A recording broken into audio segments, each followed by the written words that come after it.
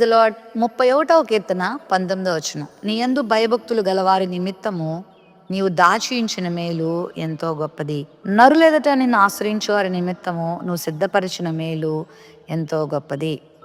దేవుని యందు భయభక్తులు కలిగి ఉండుట, నరులు ఎదుట ఆయనను ఆశ్రయించుట అనేది ఎంత దీవెనకు ఆస్కారమైన సంగతి అంటే, ఆయన మన కొరకు దీవెనలు దాచిపెడతాడట, మేలులు దాచిపెడతాడట, సిద్ధపరుస్తాడంట.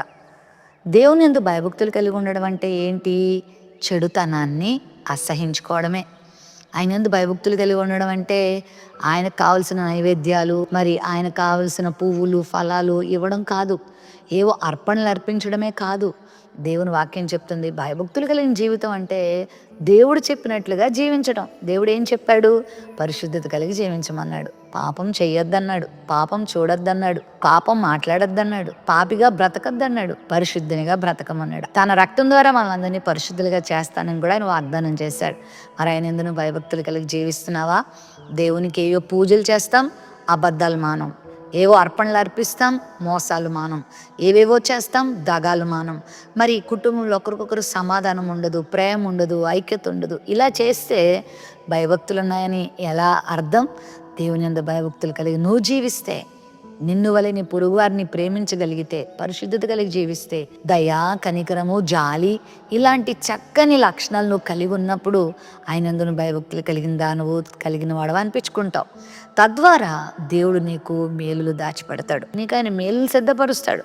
నేను ఆయన చేయి విడిచిపెట్టాడు. ఒకవేళ నువ్వు ఇతరులకు దయ చూపిస్తున్నప్పుడు, మేలు చేస్తున్నప్పుడు, పరిశుద్ధత కలిగి జీవిస్తున్నప్పుడు, నీతి కొరకు నిలబడినప్పుడు వెంటనే నీకు మేలు కలగకపోవచ్చు, కానీ ఖచ్చితంగా దానికి ప్రతిఫలం ఉంటుంది.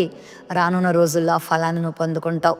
మొర్దెకై అనేటువంటి ఒక వ్యక్తి షూషన్ కోటలో, ఆ బబులోను దేశంలో రాజుల దగ్గర ఒక ద్వారపాలకునిగా ఉండేవాడు. నీతిగా బ్రతికేవాడు, యథార్థంగా బ్రతికేవాడు. తాను నమ్మిన ప్రభువును తాను చూపించడానికి ఏమాత్రం సిగ్గుపడేవాడు కాదు. అలాంటి సమయంలో దేవుడు అతనికి అద్భుతమైన మేలు చేశాడు.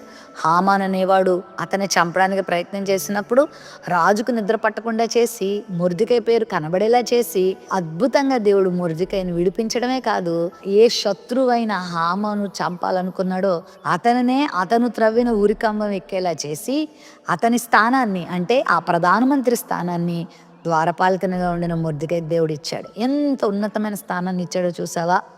మనము చేసిన మేలును, మనం కలిగిన భక్తిని, మనం కలిగిన భయభక్తుల్ని దేవుడు ఎప్పుడు మర్చిపోడు. ఈ ఉదయకాల సమయంలో ఇంతటి భయంకర లోకంలో, ఈ భయంకర సమాజంలో, చెడిపోతున్న మనుషుల మధ్యలో నువ్వు ఆయన యందు భయభక్తులు కలిగి జీవిస్తున్నావు కదా, నీతిని అనుసరిస్తున్నావు కదా. వాక్యం చదవడం మానవు, ప్రార్థన చేయడం మానవు, మందిరానికి వెళ్తావు, దేవుణ్ణి ప్రేమిస్తావు, ఆయన సేవ చేస్తావు, ఆయనకి ఇస్తావు, పరిశుద్ధంగా బ్రతుకుతావు, పరిశుద్ధత కొరకు జీవిస్తావు. నిన్ను ఎందుకు ఆయన మర్చిపోతాడు? ఒకవేళ ప్రస్తుతమే నీకు మేలు కలగకపోయినా నీకు దేవుడు మేలు దాచిపెట్టి రైట్ టైంకి, తగిన సమయానికి దేవుడు నీకు ఇస్తాడు.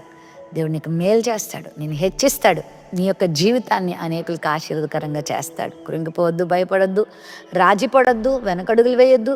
నీతిగా బ్రతికితే ఏమొస్తుందిలే అని చెప్పి అవినీతిని, దుర్నీతిని నేర్చుకోవద్దు. అదే పరిశుద్ధతను కంటిన్యూ చేయి.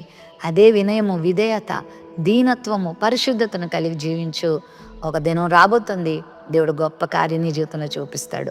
ప్రేమ, నమ్మకం కలిగిన మా తండ్రి, నీ యందు భయభక్తులు గల వారి నిమిత్తము నీవు దాచించిన మేలు ఎంతో గొప్పది. మనుషులు ఎంత కీడు చేయాలనుకున్నా, ఎంత తక్కువ చేయాలనుకున్నా, నీవు నీ బిడ్డలకు దాచించిన మేలును నువ్వు ఖచ్చితంగా చూపిస్తావు ప్రభువా. నీ బిడ్డల జీవితంలో అట్టి ధన్యత దయచేయమని యేసు నామములో అడుగుచున్నాం తండ్రి, ఆమెన్.